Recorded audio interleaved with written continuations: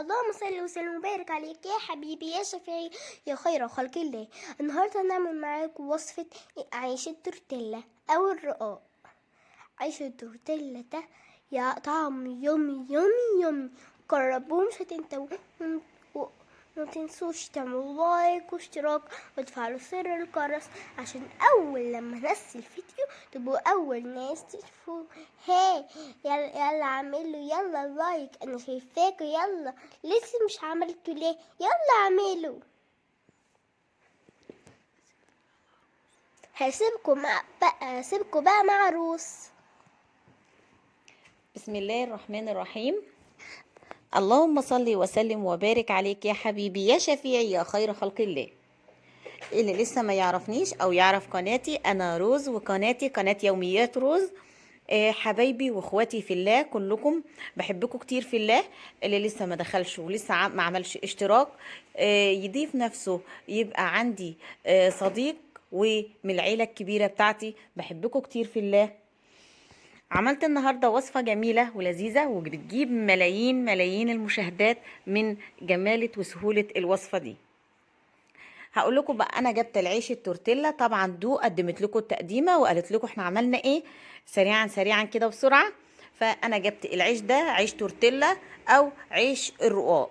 هاتي بقى اشتريه او اعمليه او اصنعيه. طبعا انا عملت معاكم قبل كده رقاق في القناة، وابحثوا في البحث هيطلع لكم العيش بتاع الرقاق اللي انا عملته معاكم في القناة قبل كده. طريقته سهلة جدا، هي عجينة دقيق ومية وبس، دقيق ومية وبس ومش محتاج اي حاجة، وبتسويه بقى على ظهر صينية وبس كده. بتجيبي العيش ده وبروح قطعاه من نصين، وبروح بقى ايه عاملة قراطيس قراطيس مفيش فيها اي افتكاسات ولا اي حاجة. بعملها قراطيس بقى كده وبخلة او بخلة الشيش طاووق او اي خلة موجودة عندك. وروحي بقى ايه كأنك بتدبسي القرطاس في نفسه او في بعضه وبس كده. الطريقة سهلة جدا. فقلنا نعمل بقى ايه عيش الرقاق او عيش التورتيلا او اي عيش انتوا بتحبوه او بتسموه عندكم اي مسمى. العيش ده بيكون تقريبا نص سوا مش سوا كامل. فبروح جايباه ولفاه بقى قرطاس كده وبالخله ومثبتاه كاني بدبس القرطاس او بثبته بس كده.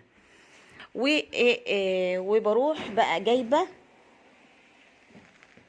الماده الدهنيه بتاعتي او السمنه بتاعتي، وبروح دهنه القراطيس دي بس بالفرشه بس كده، مش اكتر من كده. احنا لحد كده ماشيين كويس. تعالوا بقى نصلي على الرسول. الصلاة على الرسول جميلة جدا، بتفتح باب الرزق، بتزيد البركة، بتجعل يعني البيوت عمرانة بحب وطمأنينة كده وسكينة في القلب. يلا بقى نصلي على الرسول. اللهم صل وسلم وبارك عليك يا حبيبي يا شفيعي يا خير خلق الله. العيش بتاعي القمر ده انا دهنته بقى ايه دهنة من اي مادة دهنية انت بتحبيها وبتحبي تدخليها او تطعميها في اكلك استخدميها. سمنة زيت اي حاجة اللي بتحبيه استخدميه. انا دهنته كده بالمادة الدهنية بتاعتي، دهنته دهنة خفيفة بالفرشة، وحطيته بقى ايه رصيته في صينية كده عشان ادخله الفرن. هياخد لون. لما ياخد لون الخله دي هيبقى مش محتاجاها اساسا. هطلع الخله دي منه او اخرج الخله دي منه وهستغنى عنها. خلاص هو القرطاس كده خد وضعية ان هو قرطاس.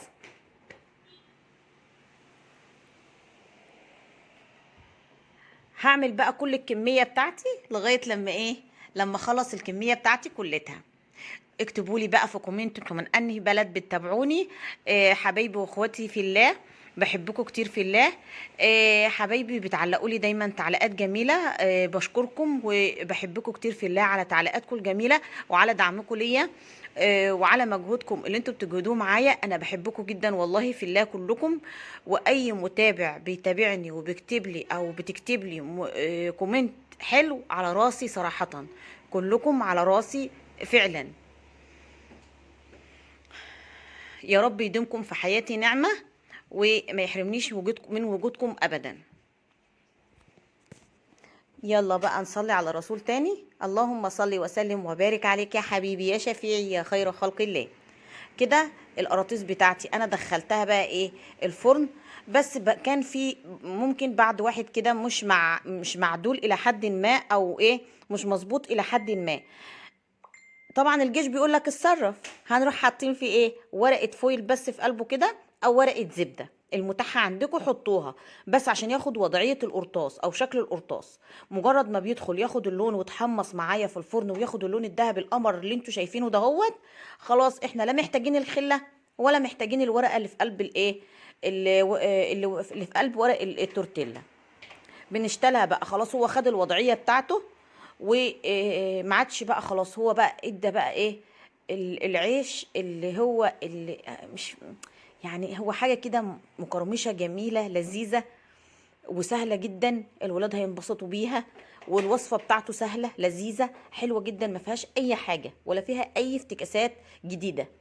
انا بس الافتكاسه الجديده ان احنا غيرنا شويه في شكل الرقاق.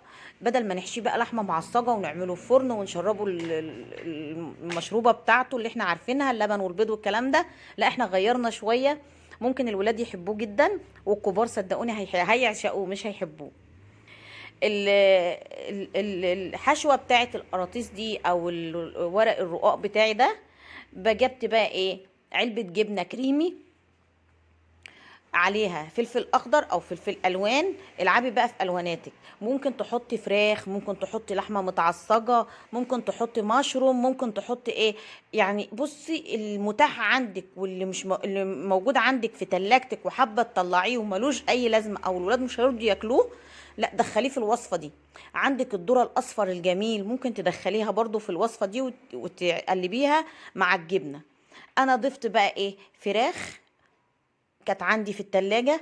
طبعا عايزه حابه تضيفي برضو تونه مفيش مشكله يعني. فوق بص اوصاف كتير وافكار كتير جدا للوصفه دي في الحشوه بتاعه ورق التورتيلا او الرقاق ده.